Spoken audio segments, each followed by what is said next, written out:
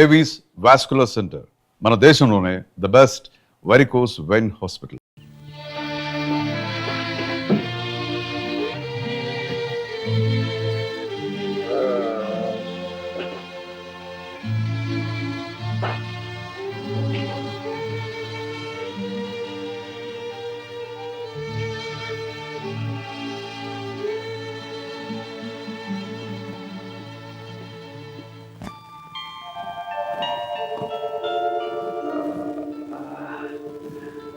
అమ్మా శాంతి, నిమ్మకాయ రసం.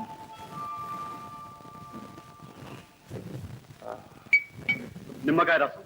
అరే కుమార్, వా, టైం ఏంటండి? 10. అదా, ఇంకా నువ్వు కోర్టుకెళ్ళదా? కోర్టులే ఉందన్నయ్య, ఇక్కడ ఎంత పెద్ద కేసు ఉంటాను. కేసా? ఏం కేసు? అన్నయ్య, ఆ నిష ఎవరు? ఎవరు ఆ అమ్మాయి గారు? చెప్పు. అరే, తల పగిలిపోతుంది. ఇంకో గ్లాస్ నిమ్మకాయ రసం ఇరా. ఒకటి కాదు, 100 తెస్తా గాని ముందు చెప్పు. ఎవరా అమ్మాయి గారు? ఎవరా నిష? నిషా ఏమిటి, అమ్మాయి గారు ఏమిటి? ఏమిట్రా నువ్వు అనేది? చూడన్నయ్య, తాగిన వాళ్ళు నిజం చెప్తారంటారు. మా అన్నయ్య నాకు అబద్ధం చెప్పడానికి బాగా తెలుసు. కమా చెప్పు. ఇంకా మొహమైనా కడుక్కోకుండా మాట తప్పించు. ఎవరా అమ్మాయి గారు? చెప్పు. చెప్పాలి. అన్నయ్య, చచ్చిపోతున్న వాడిని నీ రక్తం పంచి రక్షించావు. అవసరమైతే నువ్వు ఇచ్చిన ఈ ప్రాణాలను ధారపోసి ఆ అమ్మాయి గారి పాదాల మీద పడైనా సరే ఒప్పించి నీ దగ్గర తీసుకొస్తాను. చెప్పన్నయ్య, ప్లీజ్. కుమార్, ఈ విషయం మాత్రం అడగకు. నన్ను బలవంతం చేయి. నీకే కాదు, ఆవిడికి సంగతి తెలియదు. ఈ ఒక్క విషయంలో నేను పిరికివాణ్ణి. కానీ ఆవిడెవరు? చెప్తాను, నీకే చెప్తాను. కానీ ఇప్పుడు కాదు, సమయం వచ్చినప్పుడు. సరే చూడు, నువ్వు నాకు మాట ఇవ్వాలి. ఏమిటిది? నువ్వు మందు మానేయాలి. కుమార్, అది లేకపోతే? No, nothing doing. ఈవేళ నుంచి మానేయాలి, అంతే. ఏమిటి, పర్మనెంట్ గానా? అవును. ఏ, నీకు తమ్ముడుగా నా మందే ఎక్కువ? చచ్చా, ఏమిటా మాటలు? అయితే మానే.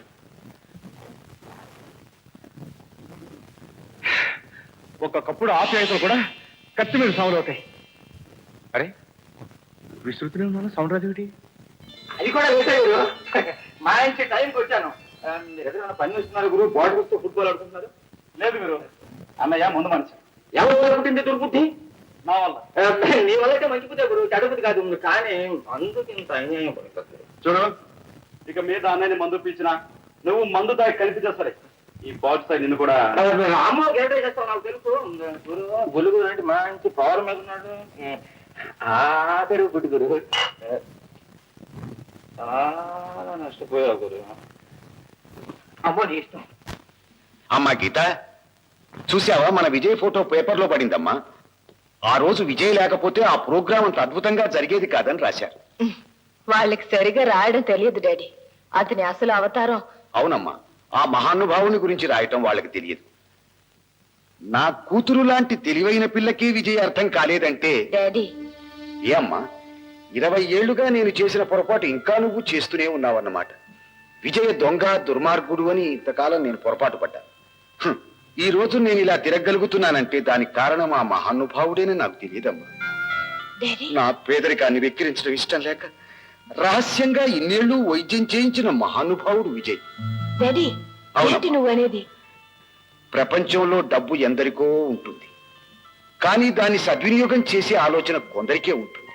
ఐశ్వర్యానికి అందమైన పరమార్థం చూపించిన పుణ్యాత్ముడమ్మా విజయ్. గీత, గీత,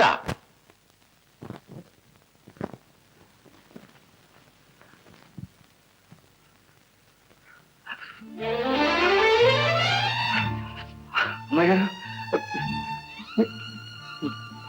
కూర్చోండి అమ్మాయి గారు.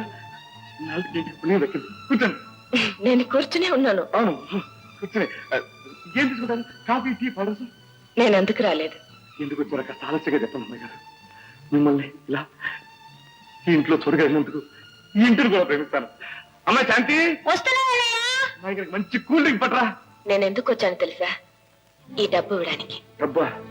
ఏం డబ్బు? ఎందుకు? మా నాన్నగారి వైద్యానికి మీరు ఖర్చు చేసిన డబ్బు. ఎవరికి రుణం ఉండడం నాకు ఇష్టం లేదు. రుణం ఈ రుణం ఇంత సులువుగా తీర్చేస్తున్నారు అమ్మాయి గారు. మిమ్మల్ని ఇన్నాళ్ళుగా అపార్థం చేసుకున్నాను. I'm sorry. మీరే లేకపోతే మా నాన్నగారి ఆరోగ్యం బాగయ్యేది కాదు. కుమార్ని అప్పగించి ఉండకపోతే నాన్నగారికి కోర్టులో మళ్ళీ మంచి రోజులు వచ్చి ఉండేవి కావు. మీరు చెప్పిన ఈ 4 మాటలు చాలు అమ్మాయి గారు. వీటి కోసం నా జీవితాన్ని పణంగా ఇమ్మని ఇస్తాను. అంతేగాని ఈ డబ్బు ఇచ్చిన విక్రించొద్దు. ఈ డబ్బు తీసుకోకపోతే నా మీద ఇంకా కోపం పోలేదనుకుంటాను. ప్లీజ్, నా మనశాంతి కోసం.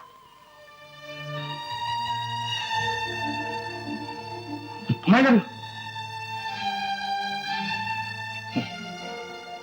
మనశ్శాంతిని ఇంత చౌకగా సంపాదించుకోవచ్చు అంటారా? అమ్మాయి గారు, అదే వీలైతే. అమ్మాయి గారు ఏ అమ్మాయి గారు? అదా అది నువ్వు ఇంకా కాలేజీకి వెళ్ళకుండా ఇంట్లో ఉన్నావా? ఓహో, తెలిసిందిలే. అయితే ఆ గీతాదేవి గారే మీ అమ్మాయి గారు అన్నమాట. ఏ గీత? అదే, నేనొచ్చే ముందు నువ్వెవరితో మాట్లాడుతున్నావు? అదా అది అన్నయ్య, నీకు అబద్ధం చెప్పడం చేత కాదు, ఒప్పేసుకో. గీతాదేవి గారే అమ్మాయి గారు. శాంతి, నువ్వు నాకు మాట ఇవ్వాలి. కుమార్ అన్నయ్యకి చెప్పి వెంటనే పెళ్లికి ఏర్పాటు చేయాలి, అంతేగా? అలాగే. అమ్మాయి గారు ఎవరో ఎవరికి తెలియకూడదు. తెలిస్తే? అమ్మాయి గారు నన్ను అర్థం చేసుకోవడానికి నీళ్ళు పెట్టింది, నాకు మనసు ఇవ్వడానికి. శాంతి, చెప్తే నా మీద చెప్పవా?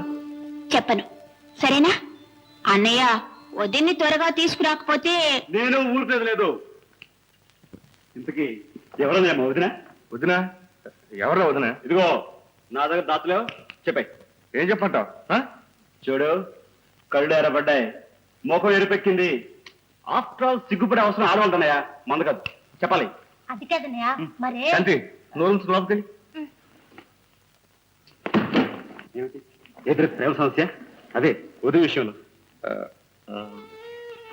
అదే సింపుల్, సమస్యని పరిష్కారం చేయడం మన డ్యూటీ. అందులో ఈ సమస్య విషయం చెప్పాను, ఇప్పేస్తాను. ఏం లేదురా, నా మనసులోని మాట చెప్పుకోవడం అంటేనే కొంచెం భయంగా. ఇది పాద్దబ్బే, కానీ కేసు కొత్త. అన్నయ్య, ప్రేమ కథల్లో మొదటి సమస్య ప్రేమ గురించి చెప్పుకోవడం. ఆ పని నాకు అంటే ఏం చేస్తావు? లేఖ, ప్రేమ లేఖ రాసి. నాకు రాయడం అసలు రాదే. నాకు వచ్చుగా, నీ తరపున రాస్తాను. పదనయ్యా, ఇప్పుడు చూపిస్తే నా పెన్ను సరాక చెప్పు, మనసులో ఉన్నదంతా కక్కి. ఏదోలా ఉందిరా, నాకు ఇప్పుడు ఇలాంటి అలవాట్లేదు. ఇప్పుడు మొదలెట్టానయ్యా, కమాన్. సరే రైట్. అమ్మాయి గారు నవ్వుతావే? ఇంకా నయ్యం, మహారాణి గారు అన్నావు గారు ఎవరో నవ్వుకు రాశాడు. ప్రేయసికి ప్రేమ లేకుండా ఎలా ఉండాలి? పేరు పేరు చెప్పన్నయ్యా. పేరా? పేరు పేరు అనుకోలేరా? పేరు ఇంకేదో రాయి. ఏ ఉదయం పేరు చెప్పడానికి సిగ్గా ఉందా? సరే, జనరల్గా రాద్దాం. ప్రియా. అదేమిటి రా, సినిమాలో పిలుపులాగా బాధపడుతుందేమో. నా హృదయేశ్వరి. మరీ నాటకం ఉందిరా, నాటకంలో డైలాగ్ లాగా. ఇంకేదో చెప్పు. అయితే సింపుల్గా ప్రియమైన.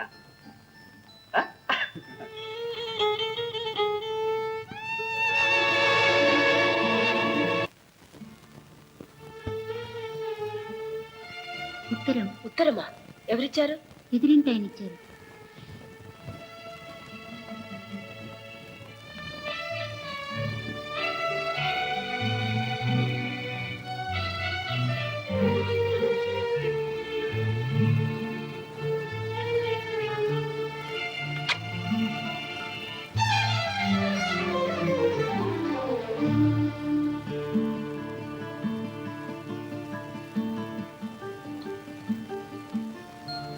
అదే రాత, సందేహం లేదు. అమ్మో, లాయర్ గారు కోర్టులో ఉపన్యాసాలే అనుకున్నాను. ప్రేమ లేఖలు కూడా రాయగలరన్నమాట. ఎదురుపడి చెప్పలేక కవిత్వం రాశారా? ఈ కేసులో దొరికిపోయారు.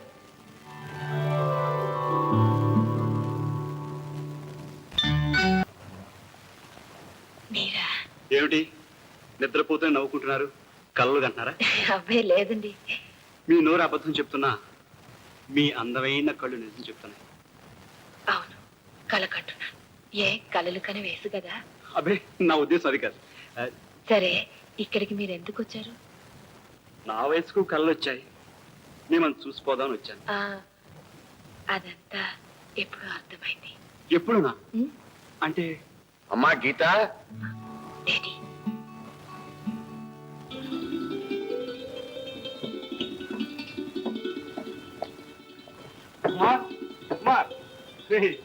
నీ ఉత్తరం దుమ్ము దులిపేసిందిరా. నేను సచ్చి తలకిందులైనా సాధించలేని పని.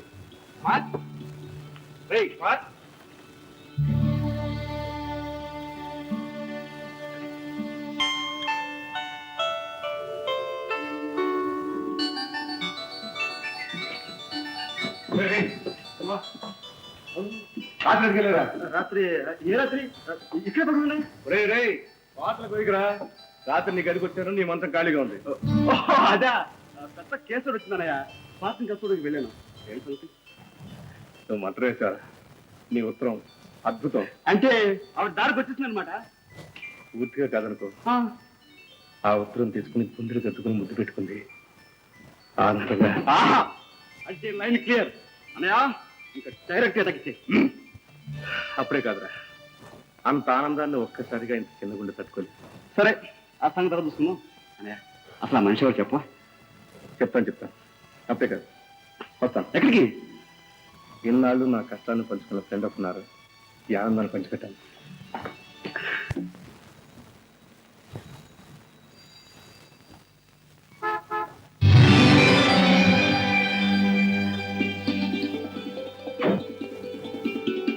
నిషా, నేను ఇప్పుడు ఎందుకు ఆనందంగా ఉన్నాను తెలుసా?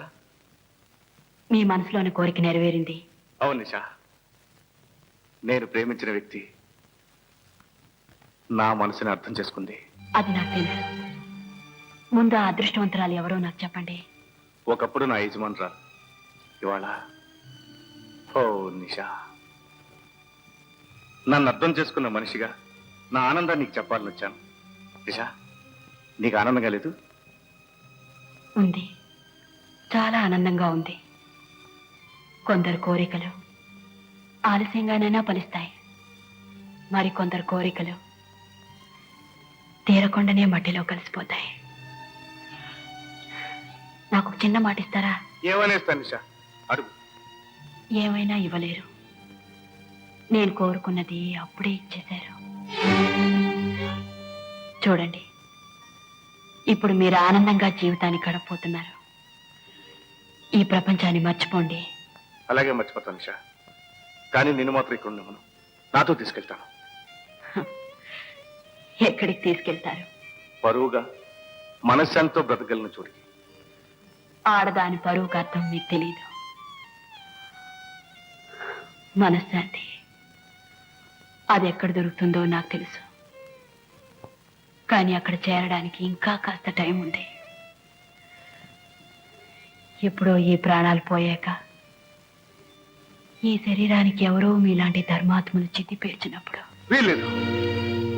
ఇలా నువ్వు ఇక్కడ ఎక్కడైనా మీరు సుఖంగా ఉండగలిగితే నేను సుఖంగా ఉన్నట్టే భావిస్తాను. మీ పెళ్లికి నన్ను తప్పకుండా కబురు చేయండి. వచ్చి మీ తని తనివి తీరా చూస్తూ నాట్యం చేస్తాను. నిషా,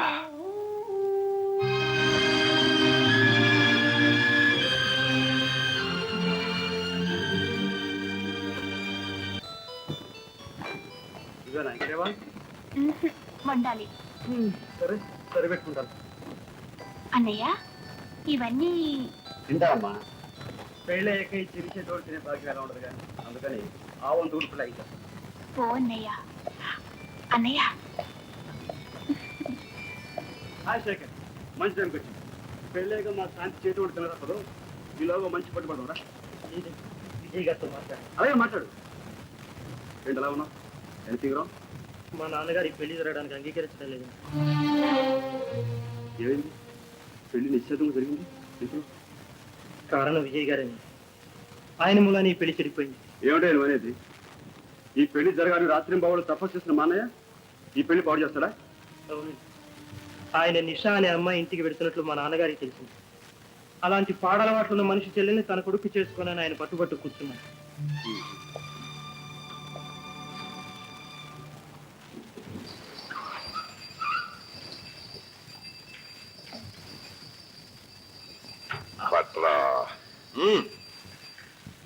ఏమండి నిషా ఇల్లు ఎక్కడ?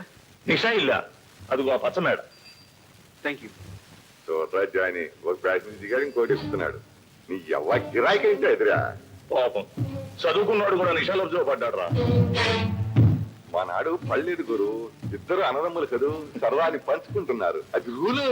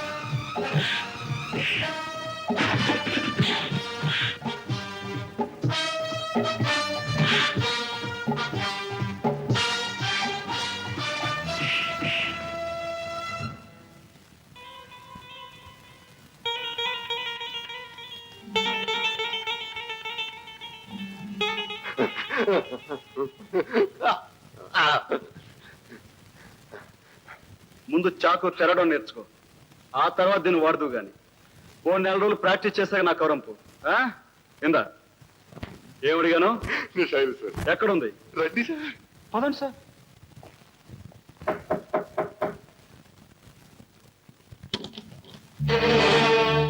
ఎవరు? నువ్వేనా నిషా? అవునా? నేను విజయ్ తమ్ముడు. ఓ కుమార్, రండి లోపలికి వచ్చి కూర్చోండి. నేను కూర్చోడానికి రాలేదు. విజయాన్ని శాశ్వతంగా విడిచిపెట్టడానికి ఎంత డబ్బు కావాలి చెప్పు. ఆ బేరానికి వచ్చారా? ఎంత ఇస్తారు? 5,000, 10, 20, 50 ఎంతైనా సరే తెచ్చి నీకు కాళ్ళ దగ్గర గుమ్మరిస్తా. మాట్లాడవే. చాలా? ఇంకా కావాలా? ఇస్తే పుచ్చుకోవాలనే ఉందనుకోండి, కానీ చూడండి, విజయ్ ఫోటోని కూడా ఆ ధరకు నష్టపోనివ్వను. మీరు ఏకంగా మనిషినే బేరం చేయాలనుకుంటున్నారు. ఈ మాటలు కట్టిపెట్టు. నీ సంగతి నాకు బాగా తెలుసు. నువ్వేమిటో, నీ బతుకేమిటో. కుమార్ గారు, మీలాంటి పెద్ద మనుషులు ఈ గడప తొక్కి చెప్పే మాటలే ఇవి. డబ్బుతో మనిషి సుఖాన్ని, అంతస్తుని, స్వేచ్ఛని అన్నిటినీ కొనవచ్చనే మీ నమ్మకం ఆత్మవంచన. డబ్బుకు తల వంచే అమాయకులు దుర్మార్గులు అనుకోవడం మీ అహంకారం. మమకారం కోసం, మంచితనం కోసం మాలోనూ ఆకలితో మాడి చచ్చిపోవడానికి సిద్ధపడే పేదవాళ్ళు ఉన్నారు. డబ్బు ఎర చూపించి మా స్వేచ్ఛని బేరం చేయాలని చూడకండి. నాకు తెలుసు మీకు విజయ్ సుఖం కావాలి. మీకు తెలియని నిజం మరొకటి ఉంది. విజయ్ సుఖం నాకు కావాలి. ఇక ముందు ఎప్పుడు ఈ ఇంటి తలుపులు విజయ్ కోసం తెరుచుకో. అంతేగా మీకు కావాల్సింది. వెళ్ళండి. మా చెల్లెలి జీవితం నిలబెట్టడం కోసం ఇక్కడికి రావాల్సి వచ్చింది. విజయని ప్రేమించే వ్యక్తులుగా ఇద్దరం ఘర్షణ పడ్డాం, కానీ నువ్వే గెలిచావు. I'm sorry. వస్తా.